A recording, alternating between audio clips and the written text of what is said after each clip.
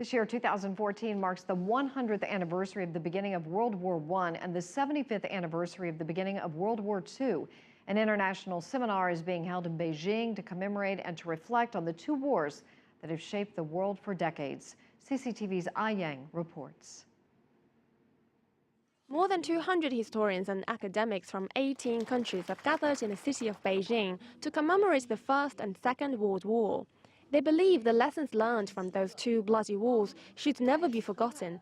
And even though a century has gone by, world leaders can still find wisdom from the past to better govern their countries today.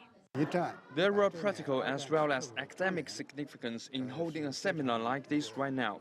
Some countries in the world are now trying to rewrite history in regards to the Second World War and are challenging the post-war order. To go against that line of thinking and prevent another world war, we must revisit the world's common history and set everyone's views of events in line. The two world wars of the 20th century involved almost every continent on Earth. Many of the states who fought World War I also fought in World War II, although not always on the same sides. The wars caused unprecedented casualties and destruction. At least 70 million people were killed during that time. However, in recent years, Japan has been trying to whitewash its war crime atrocities and denies past crimes, which has upset both Chinese and Japanese citizens. The days of China being weak and ruled by foreign powers have long gone. As a veteran reporter, I feel Shinzo Abe is driving Japan into another crisis after nearly a century of peace. It's harmful for Japan to imitate its American allies so closely. It should find a middle ground in the Asia-Pacific region, not one that's just pro-China or just pro-US.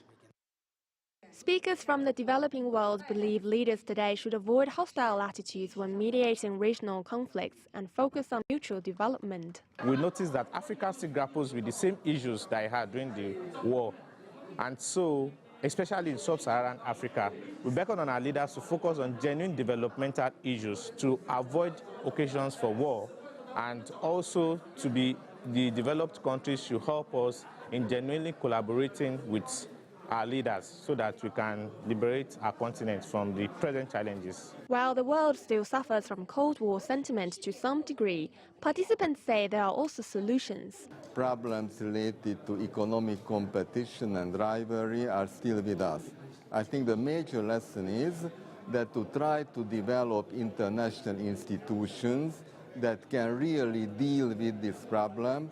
So instead of military hostilities, a peaceful resolution of fundamental global problems should come on the agenda. The outcome of the two world wars has had a profound effect on the course of human history. Today's modern security and economic systems were set up in the aftermath in the hope of preventing further major global conflicts. Today, participants have called for more attention and respect to the lessons learned from the past, so that no country will repeat the mistakes in our history. Ai Yang, CCTV, Beijing.